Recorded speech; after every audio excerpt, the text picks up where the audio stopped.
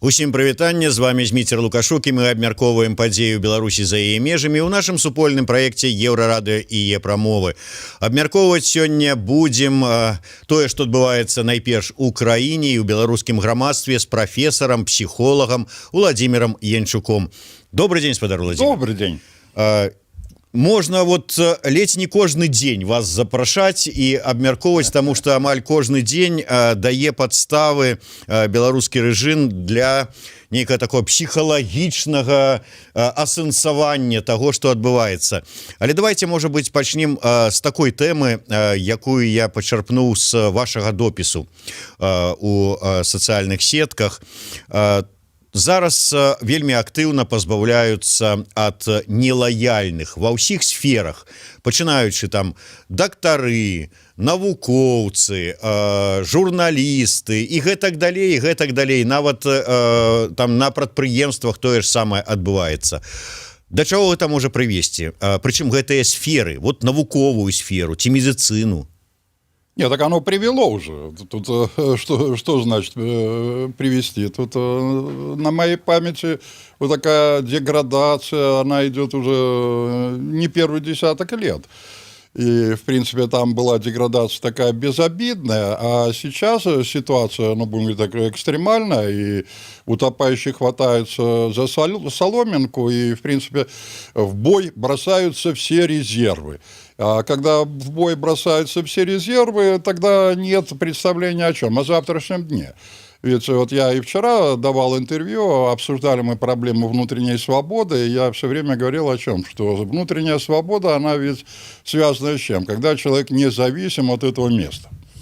Когда, допустим, не он за местом гоняется, а место за ним гоняется. Почему? Потому что если он обладает необходимой квалификацией, если он обладает вот этими устойчивыми моральными ценностями, правда, одним из обязательных условий является экономический базис. Так, то есть у человека должны быть какие-то ресурсы, чтобы он отсиделся. Вот не хочу идти, не хочу кребить душой, и все, и сижу дома. Так и не иду на работу, и дальше, и создаю основания для оценки тебя как специалиста. Собственно говоря, это шление все время через мои посты проходит. Вот этот свободный человек, он вправе выбирать. Он вправе выбирать власть, он вправе выбирать работу, он вправе выбирать отношения, и тогда этот человек творит.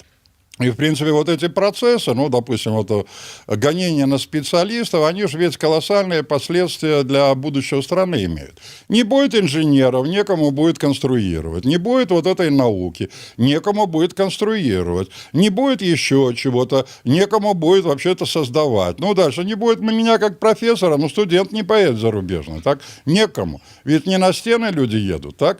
А люди едут получать знания. А знания ведь, допустим, не формируются вот в этом простом информационном ящике. Для знаний нужен профессионал, для знаний нужен человек, который знает больше других. И этот человек, он создает ведь модели поведения, он создает основания для того, чтобы вы прозрели, чтобы вы созрели, чтобы вы превратились в специалиста. И тогда обрушится все. И тогда, допустим, инфраструктура станет. Ведь там можно разные сказки рассказывать, но, допустим, если нет материально-технической базы у того же Белорусского национального технического университета, если он не учит на самой современной технике, он специалистов не выпускает. А, допустим, телекоммуникация какая? Здесь простыми вот такими методами тыка не отработаешь, здесь нужны конкретные приборы, а эти приборы стоят огромных денег.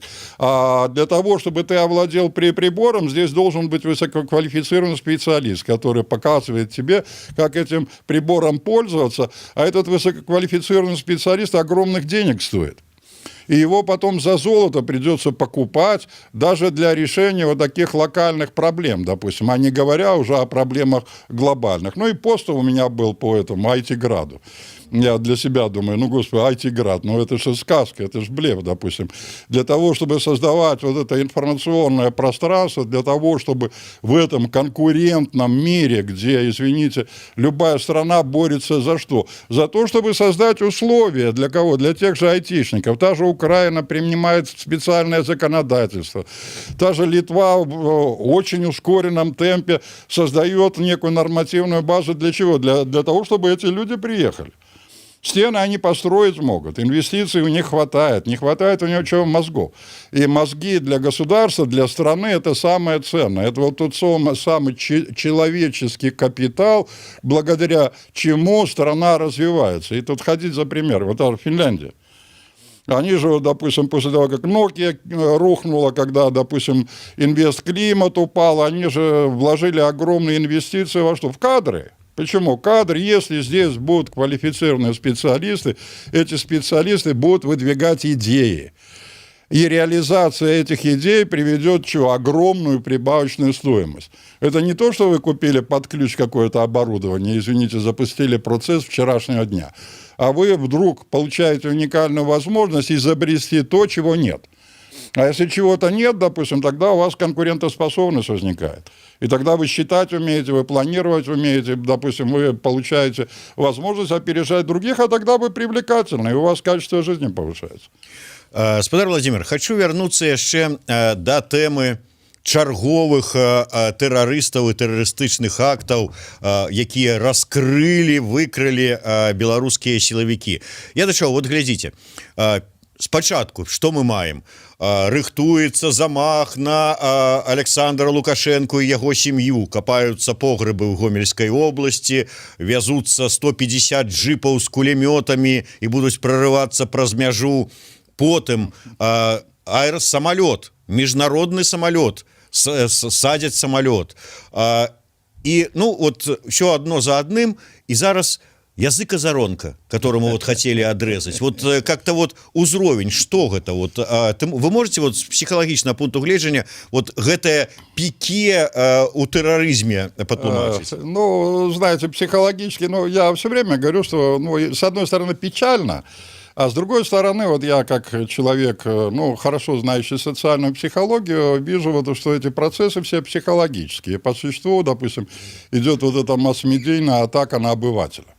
Уже не на вот этого оппозиционно настроенного потребителя, а на обывателя. И более того, а сейчас уже массовая атака идет уже даже не на обывателя.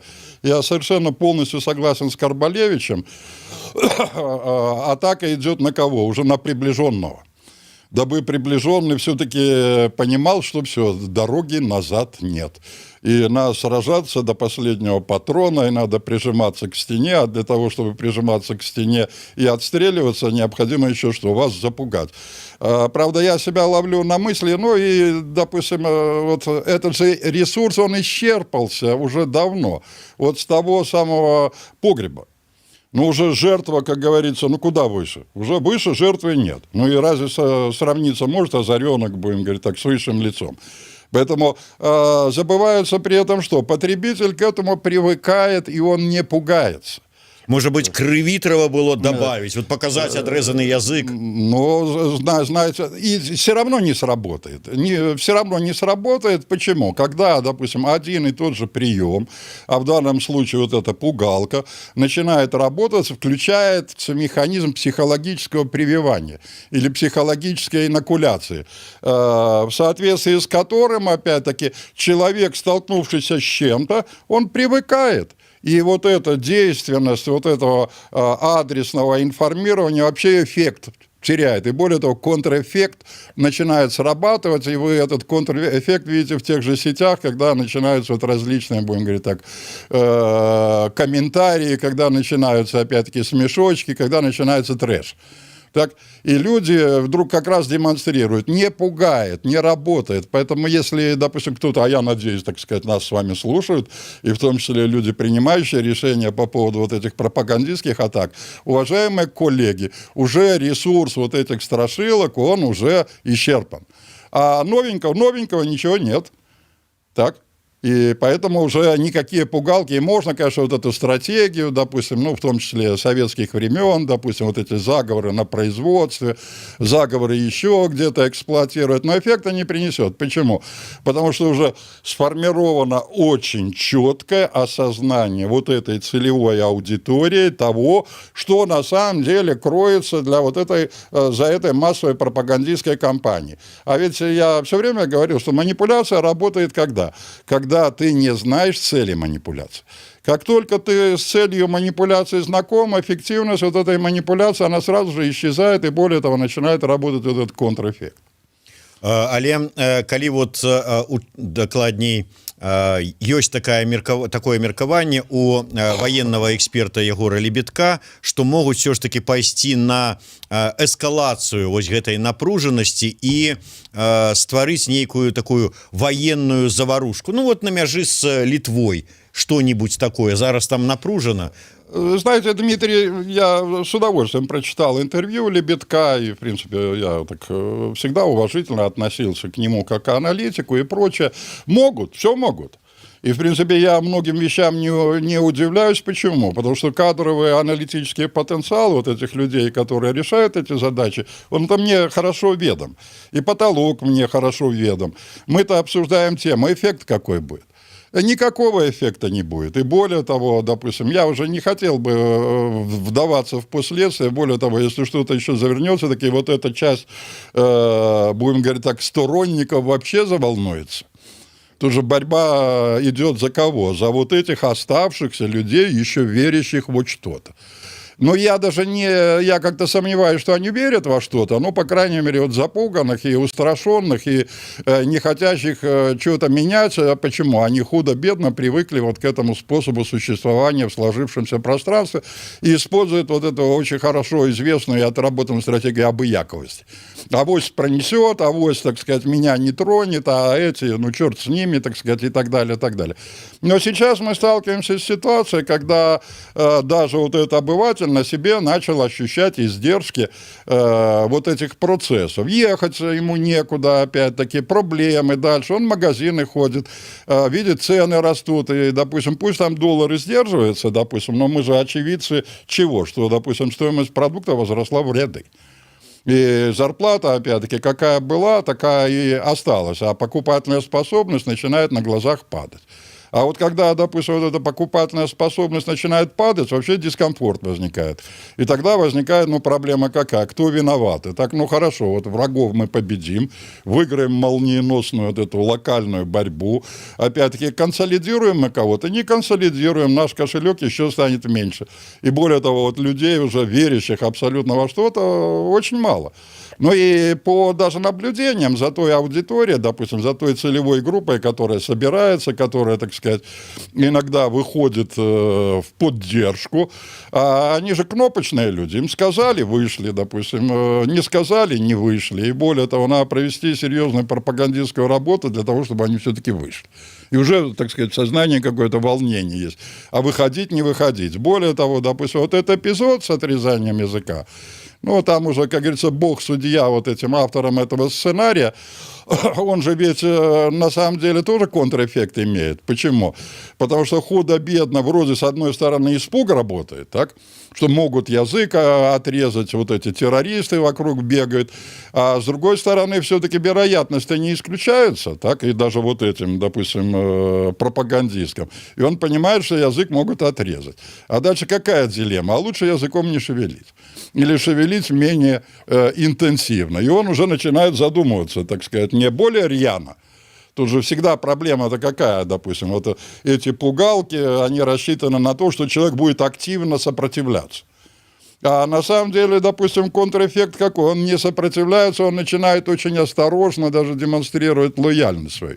А вдруг? А черт его знает. Вот вам, пожалуйста, еще один контрэффект. До рэчы, пра кнопачных людзей, вот добра, што вы ўзгадалі. Апошнім часам натыкаюся то ў адным, то ў другім нейкім канале на запісаныя відэо кшталту таго, што я, Людмила Сергеевна, доярка совхоза такого-то, я выступаю против санкций, я за чистое небо над головой, и за то, чтобы мир был. Ці там, да прыкладу, настаўнікі, якія да пачатку заняткаў спяваюць гімн, машуць сцяжкамі вот так вот. І потым кажуць начальнікі: о, можа быць, сапраўды нам з гімна пачынаць і заканчваць урокі.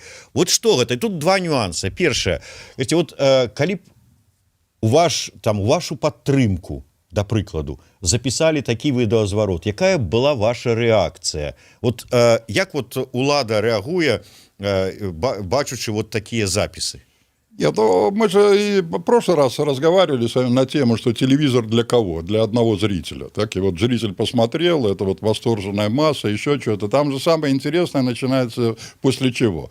Спели гимн, помахали флагами, устыдились, и более того, а потом в глаза не смотрят. Так и после вот этого, вроде, с одной стороны, выражения поддержки, опять-таки, та же доярка потом начинает, опять-таки, чувствовать себя дискомфортно. И, опять-таки, а как в глаза смотреть, так сказать, дояркам, которые, так сказать, не махали флагом и прочее. Поэтому здесь же всегда вот, чем эта авторитарная система, допустим, вот, грешит. Чисто формальными вещами. Ну что, допустим, флагов понавешали дальше. Что от этого чувство патриотизма выросло? Еще чего-то сделали, провели какой-то форум. Ну что, чувство патриотизма выросло? Не выросло чувство патриотизма. Более того, допустим, тот же руководитель предприятия начал чесать за ухом. Почему? Потому что флаг дорого стоит. И ему из этого бюджета, опять-таки, надо деньги какие-то выколупывать на этот флаг. А это отражается на общем состоянии и прочее, прочее. Поэтому формально у нас эта система какая? Вот часто мы сталкиваемся с чем? С бюрократической. Галочку поставить. Провели мероприятия, провели, опять-таки, гимны прочитали, учебник написали, ну, допустим, молитву можно прочитать и так далее, и так далее. Проблема-то какая? В сознании изменилось нечто? Нет, не изменилось. Более того, когда нечто насильственное совершается над человеком, когда он не по своей воле нечто делается, у него вот это действие вызывает, ну, условно говоря, чувство психологической аллергии. Ему брыдко становится. Как-то не печально. То есть вот с точки зрения формальной, вроде бы, да, вот привыкли мы к ритуалистике. А проблема-то не в ритуалистике, а влияет это на сознание. А не влияет это на сознание. Более того, это раздражает. Более того, это создает, ну, ощущение брыдкости за происходящее у какой-то части аудитории. Ну, а здесь, допустим, по отношению вот к этим избранным, той же зафиксированной доярке, ну, человек может и обрадоваться, но все-таки на телевизор выскочил. Так? Или, допустим, вот запечатлелся и себя увидел и прочее, прочее. Поэтому эффективности от этих мероприятий никаких. И чем больше вот этих формальных действий в поддержку чего-то, тем меньше эффекта. Але вот глядзіце, ўжо такое адчуванне, што беларускаму рэжыму недастаткова, каб людзі там сціхлі, схаваліся пад плінтус, прамаўчалі. Ім трэба менавіта вось гэтае праява лаяльнасці, выступы, выказванні ў падтрымку ці там такое, гэта вот неабходна. Нет, так это вполне естественно. Почему? Когда общая атмосфера недоверия, не верим же не только вот этим, ну, будем говорить так, нелояльным, а не верим уже своим. Так, а когда не верим своим и начинаем включать эти связи и понимаем, что, допустим, что?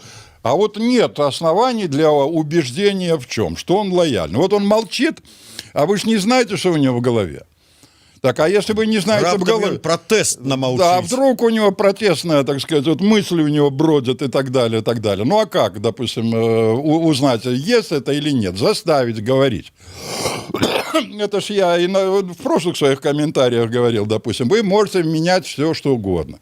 Вы можете вот эти сцены, допустим, из каземата, вы можете эти признания делать, но проблема какая? Мысли-то поменять нельзя.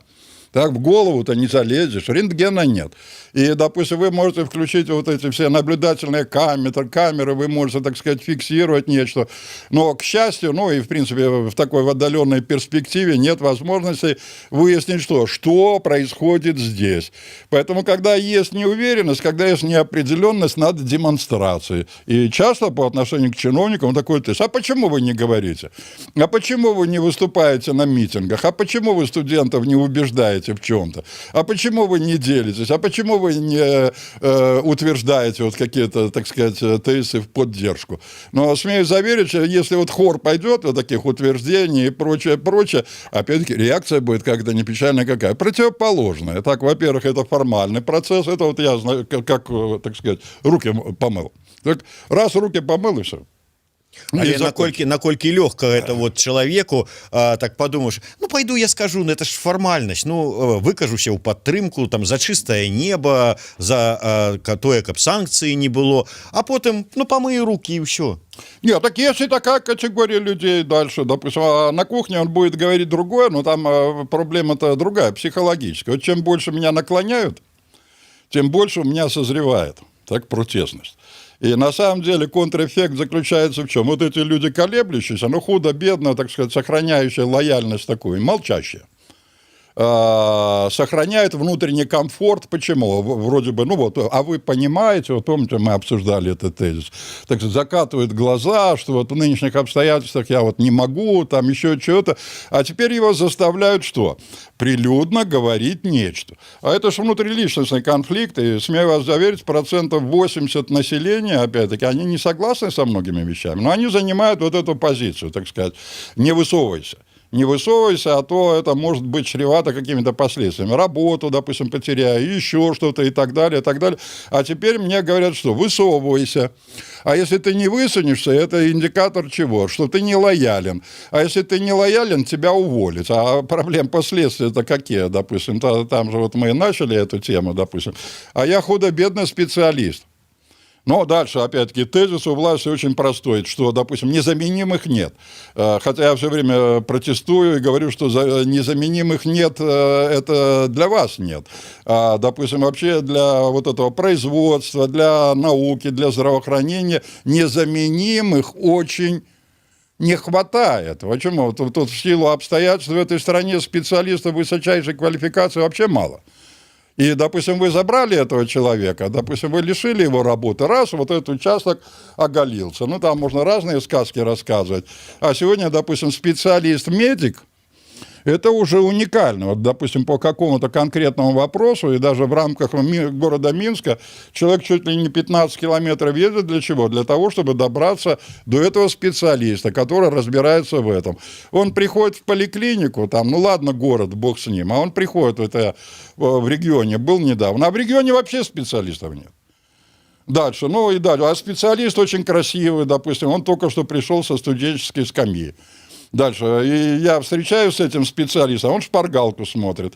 Он раз набирает в интернете вот этот докторский справочник и ищет. Я его за руку говорю, дорогой, я без тебя могу прочитать эту шпаргалку. Ты мне нужен как специалист, который не по шпаргалке диагноз ставит, а который обладает чем-то большим. Вот тогда у меня доверие есть. А если ты шпаргалочный, тогда зачем ты мне нужен?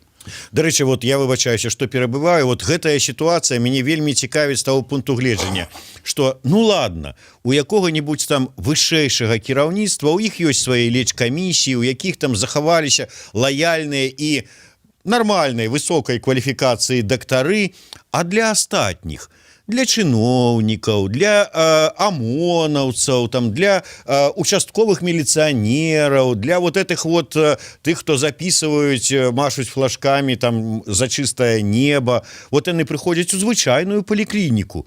И нема специалиста. Вот они этого не разумеют? Ну, знаете, когда человек живет вот в этом виртуальном пространстве, когда он телевизор смотрит, когда он газету читает, когда он, допустим, отчет смотрит, что все хорошо, и когда у нас экономический рост есть, и когда ему говорят о чем?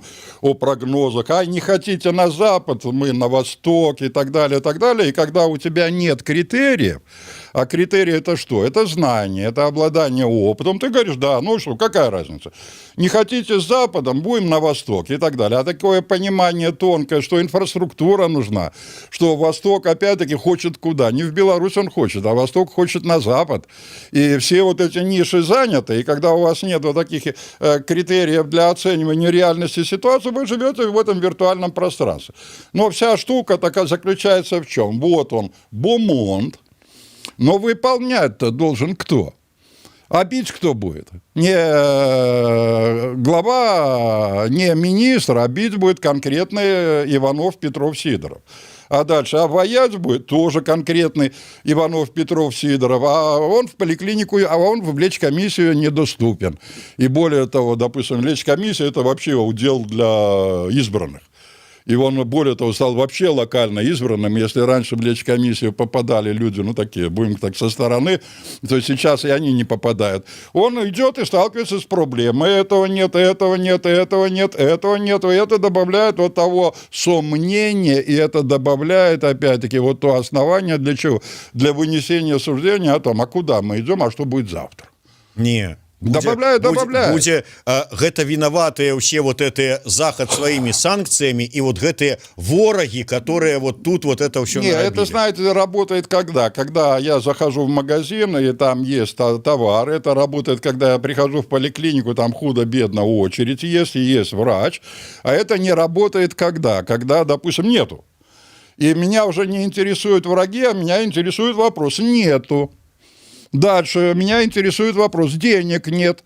Меня не интересует оправдание и вот эта идея, так сказать, идея борьбы с врагами. А меня интересует ответ на вопрос очень простой: почему нет? А дальше, а почему нет? Это же конкретные люди, принимающие решения здесь, это не Запад. И мы на прошлой передаче обсуждали, ну, вообще-то, допустим, очень простую идею, она такая достаточно примитивная. Если эти люди не хотят дружить с вами, вообще они имеют право не дружить с вами. И вы можете обвинять их во всех смертных грехах, а они кто к кому? Мы к вам или вы к нам? Кто кредиты дает? Вы даете. Вот когда вы кредиты даете, вы можете стать в позицию какую? А вот не дам. А вот когда вы кредиты берете, вы сталкиваетесь с ситуацией, допустим, этот человек хочет даст, хочет не даст, а он даст вам когда? Когда вы соответствуете неким критериям. А в противном случае, увы, отношения заканчиваются. И мы говорим бай-бай, и обижаться не на кого. Обижаться можно на кого? Опять-таки, на людей, принимающих некие решения, задавать вопросы очень простые. А почему с нами не дружат? А почему с нами не решают вот эти вопросы? А почему, опять-таки, создают эти условия? И можно говорить, опять-таки, чего-то хотят, но тоже не работает. Не работает по простой причине. Никому сейчас эта земля не нужна. Никому эти флагманы не нужны. Почему? Потому что эти флагманы, ну, не самые передовые, и здесь нет вот таких технологических решений, здесь нет вот этих недр ископаемых. А если вот это бремя, допустим, вот такое, допустим, вот это количество населения, вот эта безресурсная страна, опять-таки, а зачем она нужна? Тут мы со своими, как говорится, проблемами ковидными слабо справляемся. А теперь нам еще вот такую обузу получить. Ну, все одно вот мне падаецца, што будуць вінаваціць каго заўгодна, але не, ну вот уже апантаныя такія вот перакананыя ў тым, што хтосьці хочуць нашкодзіць нашай вот суверэннай Беларусі, хочуць яе там раздзербаніць, разорваць і гэтак далей. Ну, вон дастаткова паслухаць прапаганду. Нет, так, Дмитрий, не работает уже. Вы же сами видите, и мы же уже немножечко даже повторяемся. Вот когда одно и то же, допустим, эксплуатируется, эффекта нет. Привыкли, так? Сказывается, и опять-таки не видим же мы агрессивных действий, так? Ну, допустим, санкции пока не видим, так? А санкции-то мы увидим месяца через 2. Последствия этих санкций. Поэтому новизны надо бы, а новизны нет. Вот я человек, ну, достаточно информированный.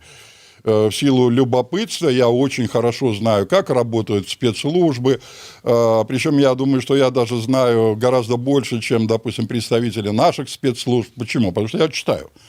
Я читаю научные достижения, я общаюсь с коллегами, я книжки читаю, мне интересно пока. Я очень хорошо знаком, допустим, с современными информационными технологиями. Я достаточно хорошо знаком вот с этими разными подковерными манипуляциями и так далее, и так далее. И я прекрасно, как специалист, понимаю, ресурсы кончились. Возможностей нет. А эксплуатирование одной и той же линии приводит к чему? К реагированию противоположному, когда, допустим, вот этот объект реакции начинает все больше укрепляться в противоположном мнении. Так что привито общество по отношению к страхам, привито общество к каким-то, допустим, другим манипуляциям, и привито общество уже ко многому другому. Таким чынам атрымліваецца, што прымусіць сябе полюбіць ва ўлады не атрымаецца. Ну, калі казаць про беларускае грамадства ў шырокім сэнсе. Ну, будем говорить так, но тоже такое для меня сложно. Купить можно. Любовь можно купить за деньги. Таки вы все-таки циник. Не, я не циник, я реалист. И есть определенная категория людей, которые любовь продают за деньги. Купить чего нельзя? Нельзя купить отношений. Но и самое это печальное. Денег нету. Так? Вот если бы у вас была тьма денег, вы, так сказать, создали вот этот оазис чего, благосостояния, и какая-то часть людей, беспринципных людей, людей, не думающих о завтрашнем дне, она бы согласилась на что? На вот эту купленность. А когда вам еще и денег не платят, тогда, увы, так сказать, любви нет. И получается, ну, допустим, некая насильственность. А когда есть насильственность, тогда человек насилуемый, ну, с одной стороны, он, конечно, может привыкнуть к чему-то, но с другой стороны, у него протестность растет. И эта протестность рано или поздно выскочит в очень серьезном, непредсказуемом плане. Почему? Потому что вот это бессознательное, неразрешенное, оно будоражит и начинает отражаться на внутреннем состоянии человека и выплеснется в любом случае. Таким чынам, ці доўга, на ваш погляд, грамадства зможа жыць вось у гэтых умовах стрэса, напружанасці, пастаяннай эскалацыі, і чым небяспечна вот гэта такое існаванне? Взрывом, и очень серьезным взрывом, и даже психологическим, допустим, и даже, опять-таки, вот, и физиологическим взрывом. Болеть начнут, уже болеют сильно, ломаться начнут, опять-таки, виноватых начнут искать, опять-таки, катаклизмы внутри будут, опять-таки, ругаться между собой будут, опять-таки, сложности. Для семьи вот это вот, ну, для звычайной семьи, вот это вот великая погроза. Ну, конечно, это вольно или невольно, допустим. Ну, во-первых, уже сегодня мы видим, что межпоколенные вот эти противоречия, когда, допустим, молодежь начинает сталкиваться с чем?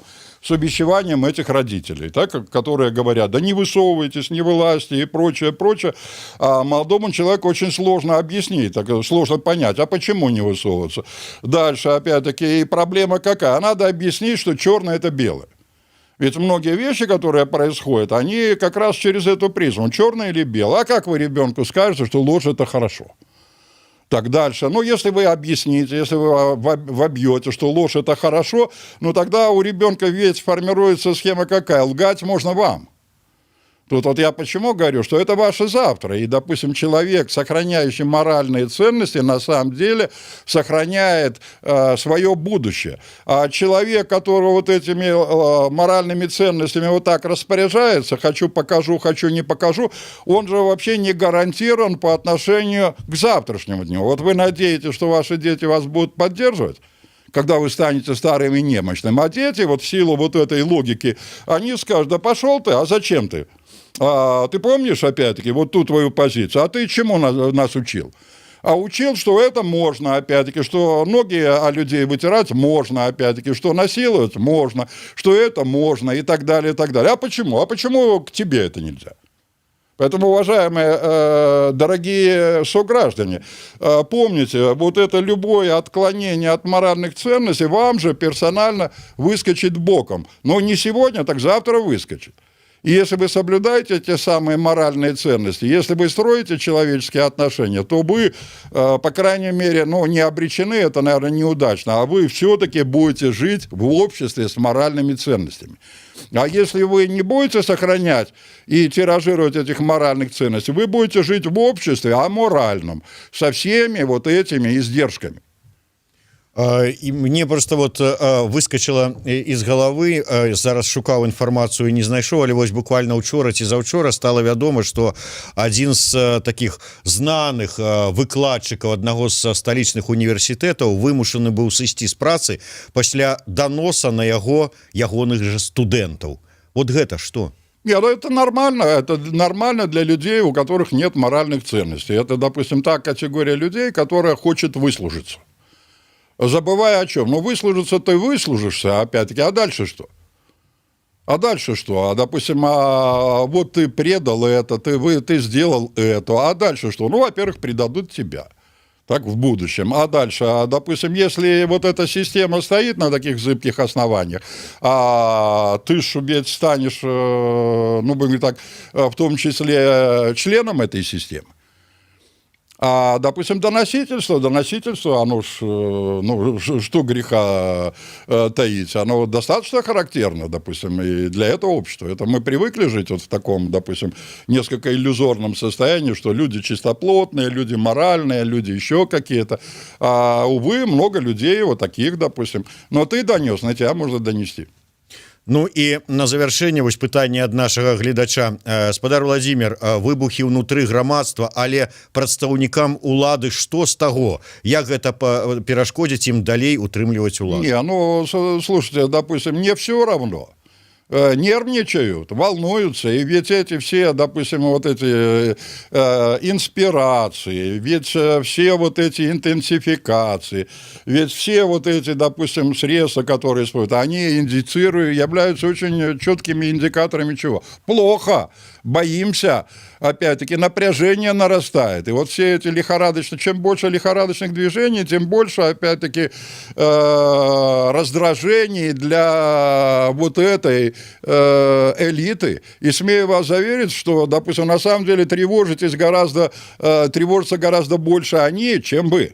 Вы уже худо-бедно адаптировались к этому. Ну и такой фундаментальный вопрос, что делать? Так он всегда висит, допустим. Разговаривать с окружающими, убеждать, формировать вот это отношение к происходящему и прийти к очень такому серьезному пониманию того, что вот эти процессы касаются всех. И правых, и левых, и наших, и не наших. И что, допустим, решать проблему придется всем нам вместе. А для того, чтобы решать проблему всем нам вместе, надо разговаривать друг с другом. Надо находить вот эти точки пересечения, надо находить взаимопонимание. И надо понимать очень простую вещь, что, допустим, вот та же власть, это что? Это тот менеджмент, который выбираете вы, который может устраивать вас, а может не устраивать вас. И, в принципе, если не устраивает вас ваше же руководство, вы должны задавать вопросы руководству. Вы должны говорить о чем? Что вы не согласны с чем-то. Я не говорю о каких-то экстремистских формах. Я говорю о том, научите говорить, научитесь выражать свои мысли и начинайте демонстрировать свое несогласие. И если я вот всегда говорю, ну, допустим, вот собирают эти массовки, я понимаю, что они отобраны, но медики дорогие, ну, допустим, что среди вас не находится, допустим, ни одного человека, который задаст вопрос, да, по поводу того, что это не так. Но выдавите вопрос, хотя бы простой, что этого не хватает, этого не хватает, этого не хватает. Что вам мешает, какие последствия? Страх мешает. Ну, допустим, вы не зададите вопрос, вас не услышат, а будут слушать кого? Вот этого человека, который к этому не имеет никакого отношения, задача которого убедить, что все прекрасно. Не будете информировать, не будете доносить, будете жить в этом неуправляемом пространстве, вот в этом виртуальном пространстве. Дзякуй вялікі. Такім чынам, на заканчэнне подводзім вынікі. Ўсё ж таки шла размова про тое, што магчыма улада будзе новыя вось так новых тэрарыстаў, экстрэмістаў шукаць, новыя загавары, змовы выкрываць, показывать нам новыя факты і гэтак далей. И все более убеждаться, что не работает. То есть будут, но... Все время убеждаться. Почему? Потому что еще вот сохраняется эта иллюзия, что это вот единственный ресурс управления. Уважаемые господа, не работает. И чем дальше вы будете эксплуатировать эту линию, тем больше вот этих контрэффектов будет проявляться. Это ж все для одного гледача. Для яго працуе. И он показывает, что это ж не народ мяне не любіць. Это ж вот террористы во всем виноваты и заходние ляльководы. А народ мяне любіць. Ну вот. Дякую вялікі. Владимир Янчук, Дмитрий Лукашук у сумесным проекте Еврорада и Промовы. Слухайте и глядите нас.